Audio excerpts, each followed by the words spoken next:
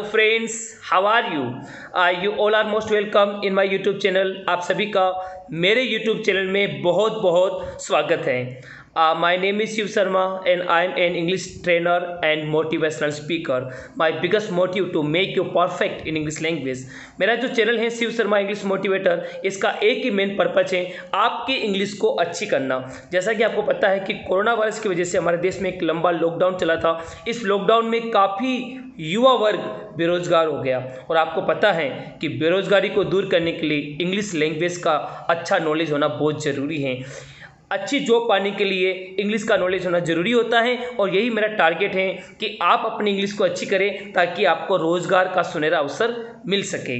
तो जैसा कि आपको पता है कि मेरा जो चैनल है इसमें एक सीक्वेंस चला रहा है। अभी मैं सिंपल टॉपिक पढ़ा रहा हूँ, बेसिक इंग्लिश के बारे में पढ़ा रहा हूँ। अभी बेसिक इंग्लिश पढ़ाने के बाद फिर हम आगे बढ़ेंगे एडवांस इंग्लिश की तरफ। आने वाले जो मेरे वीडियो हैं वो एडवांस इंग्लिश को होंगे, जिसमें आपको हाई फाई जो इंग्लिश है, कम्युनिकेशन की जो इंग्लिश है वो पढ़ाया जाएगा। अभी हम बात कर रहे हैं सिंपल बेसिक ग्रामर। जो टॉपिक हैं, जो एक नींव मजबूत कर रहे हैं हम अपनी, वो टॉपिक हैं टेंसेस। जैसा कि आपको पता है, अगर आपने मेरा पिछला वीडियो नहीं देखा तो आप पिछला वीडियो जरूर देख लें। आज का जो वीडियो है वो पार्ट 9 है, क्योंकि पिछले जो वीडियो थे उसके अंदर पार्ट 1 से लेकर पार्ट 8 तक मैंने आपको present simple tense, present continuous tense, present perfect tense और प्रेजेंट परफेक्ट कंटिन्यूस टेंस, उसके बाद past simple tense, past continuous tense, past perfect tense और पास्ट परफेक्ट कंटिन्यूस टेंस के बारे में मैंने आपको पूरा डिटेल में बताया था।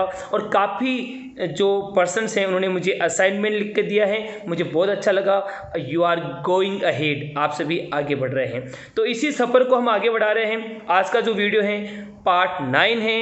यदि आप मेरे चैनल पे बिल्कुल नए हैं तो मेरे चैनल को लाइक करें, शेयर करें और सब्सक्राइब करें, ताकि इस चैनल पे आपको आने वाले टाइम में इंग्लिश से रिलेटेड बहुत सारे वीडियो मिलने वाले हैं। तो let's start, here we go. तो आज का टॉपिक है दोस्तों फ्यूचर सिंपल टेंस, पार्ट 9। तो पार्ट 9 के अंदर हम बात कर रहे हैं फ्यूचर सिंपल टेंस के बारे में। इस टेंस के सबसे पहले हम समझते हैं आइडेंटिफिकेशन। इसकी पहचान क्या है, हमें कैसे पता चले कि कहाँ पर फ्यूचर सिंपल टेंस का प्रयोग किया जाता है। तो इसकी पहली जो पहचान है, फर्स्ट आइडेंटिफिकेशन जो है वो है मेन वर्ब। इसके अंदर वर्ब की फर्स्ट फॉर्म का प्रयोग किया जाता है। किसका? वर्ब की फर्स्ट फॉर्म का। अगर आपको वर्ब लिस्ट चाहिए तो आप मुझे, ये जो मेरा नंबर है इस पे व्हाट्सएप पे आप रिक्वेस्ट भेज सकते हैं। मैं आपको घर बैठे वर्ब लिस्ट की जो PDF फाइल है वो भेज सकता हूँ, क्योंकि टेंस के लिए हमें वर्ब का नॉलेज होना बहुत ज़रूरी है। वर्ब लिस्ट मैं आपको भेज सकता हूँ, आप मुझे मोबाइल नंबर पर रिक्वेस्ट भेज सकते हैं। तो इसके अंदर पहली जो पहचान है, मेन वर्ब की फर्स्ट फॉर्म का प्रयोग करते हैं दोस्तों। दूसरी जो पहचान है वो है हेल्पिंग वर्ब। अगर हम हेल्पिंग वर्ब की बात करते हैं तो इसमें 2 हेल्पिंग वर्ब का प्रयोग किया जाता है। फ्यूचर सिंपल टेंस में 2 हेल्पिंग वर्ब हैं, एक तो शैल, एक विल। शैल का प्रयोग हम करते हैं आई और वी के लिए। किसके लिए करते हैं? आई और वी के लिए शैल का प्रयोग करते हैं। और जो अदर सब्जेक्ट हैं, आई वी के अलावा जो दूसरे सब्जेक्ट हैं, ही सी इट नेम और यू दे, है ना, तो अदर हैं। आई वी के लिए तो केवल शैल का प्रयोग होगा। आई वी के अलावा जो अदर सब्जेक्ट हैं, ही सी इट नेम और यू दे, इनके लिए हम विल का प्रयोग करते हैं। किसका प्रयोग करते हैं? विल का। तो शैल का प्रयोग हम करते हैं आई वी के लिए और विल का प्रयोग हम करते हैं अदर्स के लिए। यहाँ पर एक बात और बताना चाहूँगा जो बहुत ही इंपॉर्टेंट है। आजकल बोलचाल की भाषा में, स्पोकन इंग्लिश के अंदर हम विल का ही प्रयोग करते हैं, चाहे आई हो, वी हो या अदर हो, सब जगह विल का प्रयोग करते हैं, जो मॉडल के अनुसार बिल्कुल सही है। अभी शैल का प्रयोग केवल ग्रामर के लिए ही किया जाता है। अगर आप ग्रामर की बात कर रहे हैं तो शैल का प्रयोग करना जरूरी होता है, लेकिन बोलचाल की भाषा में आप बोल सकते हैं I will go to Jaipur tomorrow, तो आई के साथ हम विल का प्रयोग कर सकते हैं, जो मॉडल के अनुसार बिल्कुल सही है। आगे बढ़ते हैं। इसकी जो तीसरी पहचान है, क्योंकि हम हिंदी भाषी लोग हैं तो हमें पता होना चाहिए कि हिंदी वाक्यों के अंत में क्या आता है, ये पता होना चाहिए। तो हिंदी वाक्यों के अंत में इस टेंस में आता है गा, गे, गी।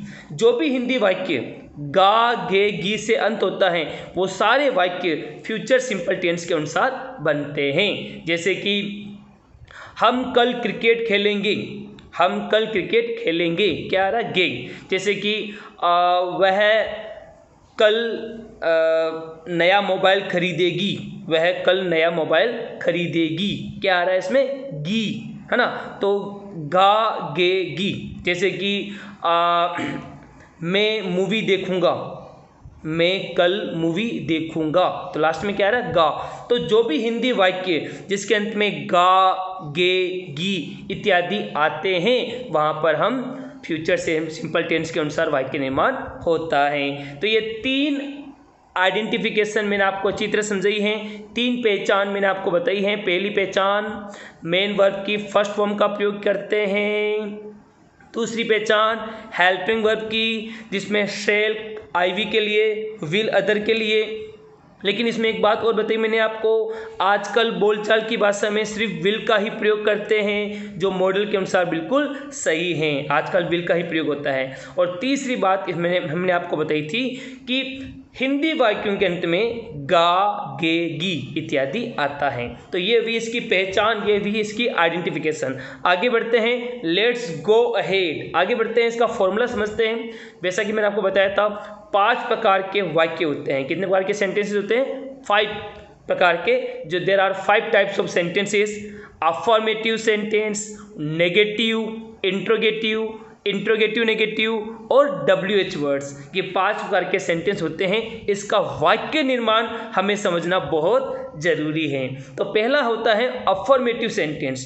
तो अफर्मेटिव सेंटेंस का वाक्य निर्माण कैसे होता है वो हम समझ लेते हैं। सबसे पहले सब्जेक्ट, उसके बाद विल शैल, उसके बाद वर्ब की फर्स्ट फॉर्म और ऑब्जेक्ट। समझ में आ गया? सब्जेक्ट, विल शैल, फिर वर्ब की फर्स्ट फॉर्म और ऑब्जेक्ट। अगर हम बात करते हैं नेगेटिव सेंटेंस की, तो नेगेटिव सेंटेंस का फॉर्मूला क्या होगा? सबसे पहले सब्जेक्ट आएगा, उसके बाद विल शैल, उसके बाद नॉट, नॉट तीसरे नंबर पे आएगा, फिर वर्ब की फर्स्ट फॉर्म और फिर ऑब्जेक्ट। अगर हम बात करें इंट्रोगेटिव सेंटेंस की, तो इंट्रोगेटिव सेंटेंस की बात करें, सबसे पहले विल शैल आ जाएगा, उसके बाद सब्जेक्ट, फिर वर्ब की फर्स्ट फॉर्म, ऑब्जेक्ट और लास्ट में क्वेश्चन मार्क। ओके, अगर हम बात करते हैं इंट्रोगेटिव नेगेटिव सेंटेंस की, तो उसमें वही विल शैल पहले आएंगे, उसके बाद सब्जेक्ट, फिर उसके बाद नॉट, फिर वर्ब की फर्स्ट फॉर्म और फिर ऑब्जेक्ट और क्वेश्चन मार्क। अगर हम WH वर्ड की बात करें, WH वर्ड का वाक्य निर्माण कैसे होता है? तो कोई भी WH वर्ड पहले आ जाएगा, उसके बाद विल शैल आएंगे, उसके बाद सब्जेक्ट, फिर वर्ब की फर्स्ट फॉर्म, ऑब्जेक्ट और लास्ट में क्वेश्चन मार्क। तो ये हुआ इसका फॉर्मूला। तो ये फॉर्मूला आपको समझना बहुत जरूरी है। अगर आपका फॉर्मूला आपके दिमाग में बैठ गया तो आप कोई सा भी सेंटेंसेस बना सकते हैं। अब हम समझते हैं इसका एग्जाम्पल्स। कोई भी एग्जाम्पल समझते हैं, सिंपल एग्जाम्पल समझाता हूँ पहले। जैसे कि वे कल क्रिकेट खेलेंगे, वे कल क्रिकेट खेलेंगे। क्या आ रहा है इसमें लास्ट में? गे। तो वे को क्या कहते हैं? दे के साथ क्या आएगा? विल।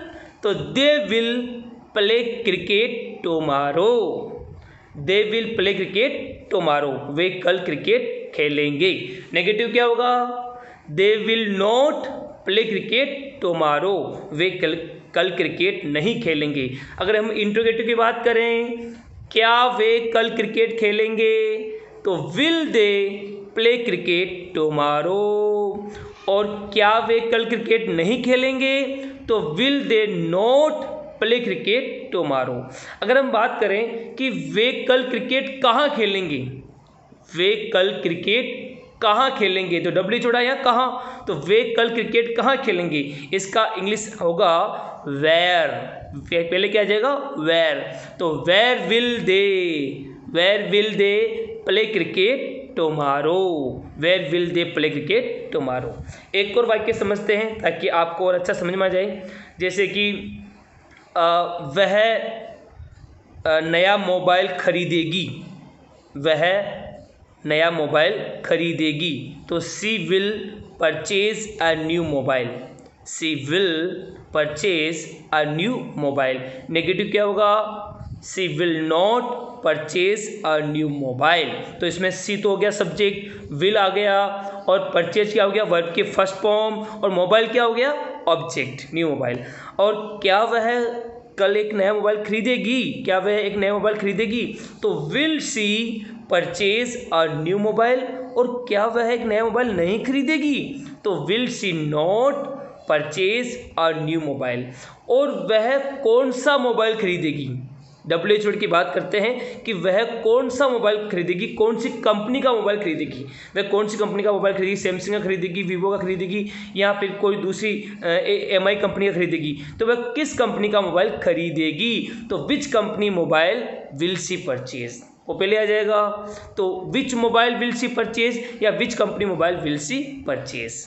तो अब हम ये जो सेंटेंसेस आपको मैं दे रहा हूँ, मैं चाहता हूँ कि इन सेंटेंस की इंग्लिश बना के आप मुझे भेजें। मेरा जो व्हाट्सअप नंबर है, इन सभी का इंग्लिश में ट्रांसलेशन करके आप मुझे भेजें। अभी मैं आपको पढ़ा रहा हूँ बेसिक इंग्लिश, जिसके अंदर पहला टॉपिक है टेंसेज। आने वाले टाइम में मैं आपको एडवांस इंग्लिश पढ़ाऊँगा।